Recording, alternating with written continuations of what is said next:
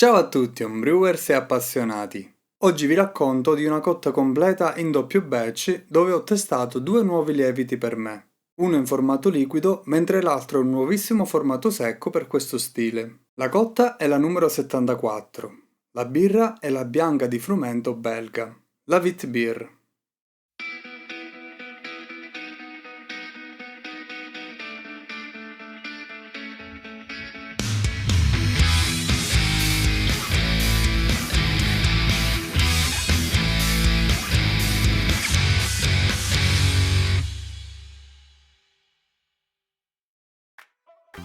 Dall'esperienza positiva con la Witbier dello scorso anno ho deciso di rifare questa birra con piccole variazioni, ma ero soprattutto curioso di provare il nuovo ceppo di lievito secco apposito per questo stile. Ho programmato quindi un batch da 35 litri da dividere in due fermentatori. Per quello grande ho scelto il VLP 400 Belgian Wheat della White Labs e per il fermentatore piccolo il nuovissimo Fermentis BV20. Per quanto riguarda la ricetta, ho preso spunto dalla stessa che ho già brassato lo scorso anno, cambiando di poco le percentuali dei fiocchi di avena e di frumento.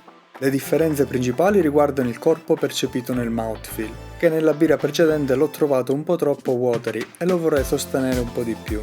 Altra differenza riguarda invece le spezie tipiche, che sono il coriandolo e le bucce di arance. Qui proverò a contenerle un po' di più, soprattutto il coriandolo perché era troppo presente e vorrei ridurlo per dare spazio al malto e al lievito. Obiettivo OG di 1,50, FG previste intorno a 1,16, 17 IBU e 7 IBC per il colore. Come grist ho previsto 49% di malto pilsner che ho messo a macinare. Il resto sono tutti grani in formato fiocchi, 37% di fiocchi di frumento e 15% di fiocchi d'avena, che ho incrementato rispetto alla birra precedente per aumentare la percezione di corpo nel mouthfeel. Ho abbondato qui con la lolla di riso, ne ho aggiunto circa 800 grammi. Ho preparato 32,3 litri d'acqua. Il machine è stato un po' troppo brusco, solitamente lo faccio più lentamente, e considerata l'abbondante quantità di fiocchi, ci è voluto un po' prima che l'impasto si idratasse e si distribuisse uniformemente. Il primo step di ammostamento è durato 60 minuti alla temperatura di 68 gradi, mentre la versione precedente aveva fatto una saccarificazione a 64 gradi. Qui ho voluto salire un po', sempre nell'obiettivo di aumentare il corpo. Per lo stesso motivo non ho voluto fare step per le proteasi, perché vedo che non è così difficile ottenere una Witbier troppo limpida e cristallina, quando proprio in questo genere di birre un po' di proteine in sospensione sono volute e possono rendere anche la birra più morbida e interessante. La prima misurazione del pH mi ha restituito un valore molto alto di 5,95, quindi ho iniziato subito con le correzioni e sono arrivato a 5,6. Nonostante la lolla di riso, le abbondanti quantità di fiocchi hanno rallentato un po' il ricircolo, quindi ho dovuto tagliare l'impasto in questo modo con la paletta per favorire il drenaggio. Può darsi che la lolla di riso non si sia distribuita bene dove serve di più, cioè nel fondo. Essendo più leggera, durante il machine tende a rimanere un po' più in alto. Secondo step di saccarificazione per le alfa-amilasi di 10 minuti a 72 gradi.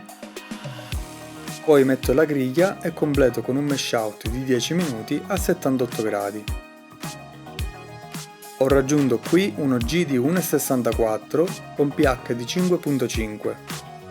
Ho fatto uno sparge per caduta con 20,5 litri di acqua portata a pH di 5,0.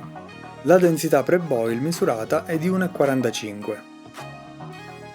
Bollitura programmata di 60 minuti. Come luppolo ho scelto lo Styrian Goldings, ma ho ridotto un po' gli IBU rispetto alla versione precedente che lasciava percepire un po' troppo il luppolo in amaro. Quindi ho gettato 40 grammi che conferiranno 11 IBU. Potevo anche evitarla, ma ho deciso di fare una gettata di luppolo negli ultimi 15 minuti con altri 40 grammi arrivando ai 17 IBU previsti. È il momento di parlare delle spezie.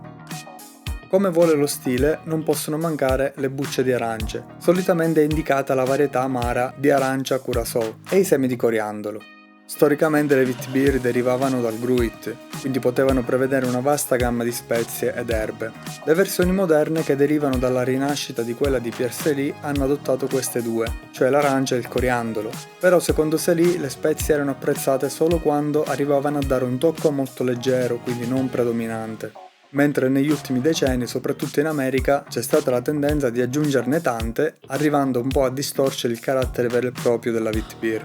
Di questo ne ho parlato già sul video storico sullo stile delle Witbier, se siete curiosi andatelo a vedere, vi lascio anche il link in descrizione. In passato, basandomi su ricette sicuramente di origine americana, ero arrivato ad aggiungere circa 1 grammo litro di coriandolo. Su questa birra ho deciso di ridurre a 0,3 grammi litro circa. Ho macinato il coriandolo poco prima con un pestello. Penso sia sufficiente schiacciare per aprire i grani del coriandolo. Se avete un macinapepe con una regolazione più grossolana potete anche macinarlo più finemente e penso che possa estrarre anche più aroma. Per le bucce ho preso queste essiccate in pezzi di arancia dolce, 15 grammi in totale, quindi stiamo a 0,4 grammi litro, e ho aggiunto le spezie negli ultimi 10 minuti di bollitura.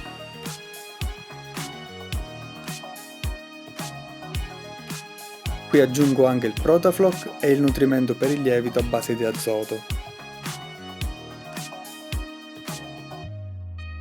Completato il raffreddamento ho trasferito nei due fermentatori, togliendo il trab però mi sono ritrovato ben 5 litri in meno. La densità registrata invece combacia con quella prevista di 1,050. Sto pensando che 4,2 kg di cereali in fiocchi abbiano potuto trattenere forse un paio di litri o anche più di quelli previsti. Passiamo ai lieviti. Per il fermentatore grande ho usato il ceppo liquido della White Labs, il VLP 400. 5 giorni prima ho preparato lo starter partendo dal calcolatore della casa che, scansionando il codice a barre in busta, è in grado di risalire alla data di imbustamento e quindi alla stima delle cellule vitali presenti, che qui era del 98%. Quindi è stato sufficiente fare uno starter di 1,4 litri. L'ho areato per 2 giorni e poi l'ho messo in frigo per altri 3.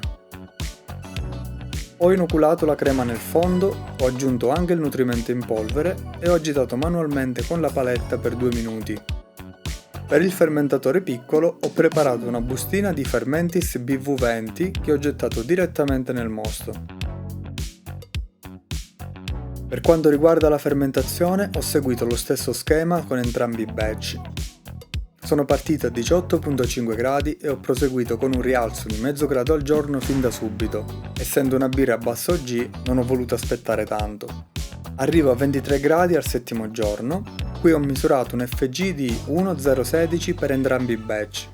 Ho valutato se fare o meno un cold crush, ma essendo che non mi interessa far precipitare le proteine o rendere la birra particolarmente limpida e trasparente, ho deciso di rimanere a 23 gradi per una lunga fase di fermentazione secondaria. Ho imbottigliato al 24esimo giorno, ho programmato una rifermentazione con obiettivo di 3 volumi di CO2 per litro.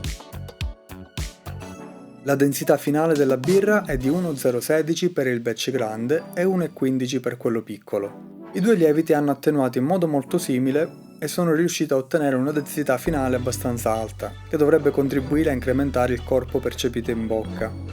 Ho lasciato le bottiglie a rifermentare a temperatura sui 20 gradi per una settimana e poi le ho messe in frigo. A 3 settimane ho fatto un primo assaggio. Partiamo da quella fermentata con il ceppo liquido.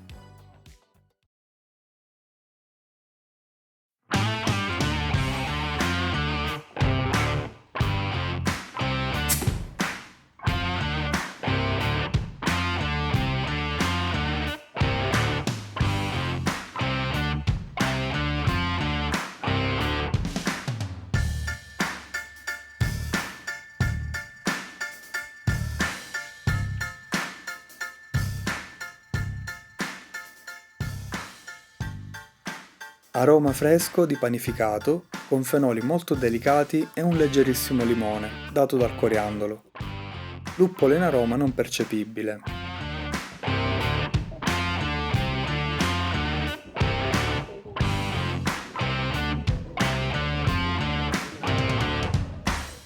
L'avverto molto pulita e con la giusta intensità di aromi, ma soprattutto un buon equilibrio. Non percepisco un aroma troppo predominante sugli altri.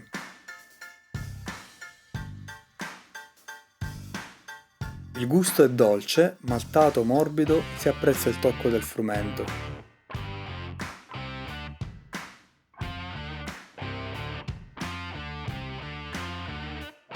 L'amaro è medio-basso, luppolo in amaro leggero nel finale, ottimo bilanciamento. Fenoli ed esteri molto contenuti e molto gradevoli. Ci trovo davvero un ottimo equilibrio tra malto, lievito e il tocco di spezie che ho fatto bene a ridurre. La birra rimane molto equilibrata.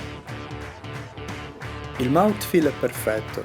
Birra morbida in bocca, setosa, corpo ben presente ma non abboccata. Carbonazione percepita media, nessuna astringenza.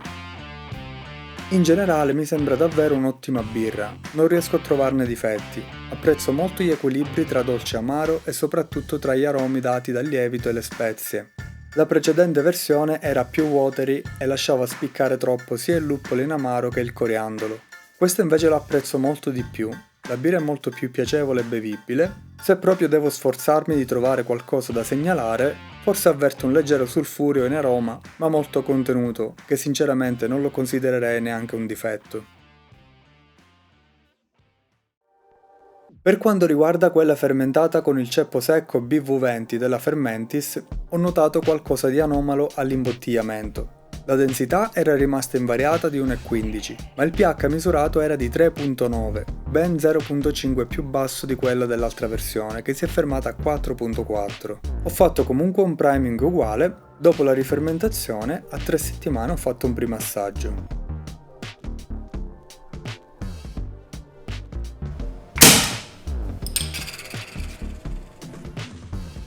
Come potete vedere, gushing e sovracarbonazione molto intensa, qua siamo davvero a livelli pericolosi di pressione sviluppata in bottiglia. La densità stabile mi aveva tratto in inganno, ma il pH così basso era un segnale chiaro. In queste 3 settimane di rifermentazione è sicuramente avvenuta un'altra fermentazione, causata da qualche ceppo di lieviti o batteri. All'assaggio della birra mi è stato subito tutto più chiaro, la Witbier si è trasformata totalmente in una saison e non sembra neanche cattiva. Su una birra con un grist come questo si sentono in modo molto chiaro i sentori da saison, che posso ricondurre con gran sicurezza a ceppi di lievito che ho già usato molto tempo prima su questo fermentatore. Si sente proprio il profilo del B134, con la sola differenza del coriandolo qui presente. Nella birra si notano anche queste colonie di lievito che si raggruppano in piccole sfere, quindi segno che il lievito è cresciuto tanto all'interno della birra in bottiglia. Le avevo già notate sulla Wee Heavy, che era passata dallo stesso fermentatore. Ho misurato la densità sul campione di birra e ho rilevato una densità di 1.006, 9 punti sotto di quella registrata all'imbottigliamento. Sinceramente stendo a crederci anche io che le bottiglie stiano ancora tenendo tutta questa pressione. Dovremmo stare a circa 8 volumi di CO2 per litro. Una cotta dove posso essere contento a metà, o forse anche un po' di più, perché alla fine su questa birra sono riuscito a migliorare un paio di aspetti e mi sento di dire di aver centrato proprio gli obiettivi che mi ero posto. Raramente mi sbilancio troppo su una birra appena abbrassata, ma su questo ho avuto fin da subito un'ottima impressione. La manderò a breve in qualche concorso, spero che il caldo durante il viaggio non la rovini particolarmente, il trasporto in questo periodo dell'anno tende a essere un po' più critico. Comunque vi terrò aggiornati. Peccato per il confronto tra i due lieviti, che, come avete potuto vedere, a causa di fattori esterni non è andata a buon fine. È noto che, dopo l'utilizzo di lieviti diastatici come quelli da saison, aumenta il rischio di contaminazione dei successivi batch per opera di questi stessi lieviti. Però in gran parte dei casi sono riuscito ad arginare questo problema con una buona detersione e sanificazione dei fermentatori. Infatti sul fermentatore grande da 23 litri, dopo aver brassato la saison lo scorso settembre, non ho avuto questi problemi.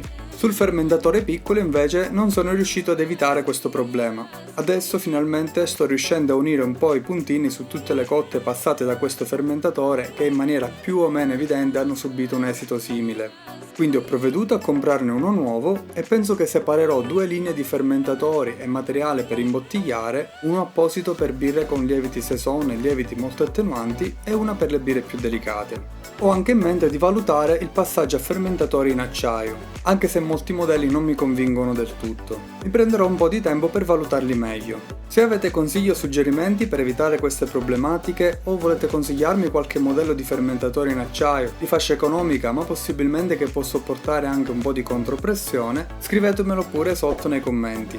Se il video vi è piaciuto lasciate anche un like e se siete nuovi o non l'avete ancora fatto vi ricordo sempre di iscrivervi al canale e attivare le notifiche per rimanere aggiornati. Ci vediamo al prossimo video!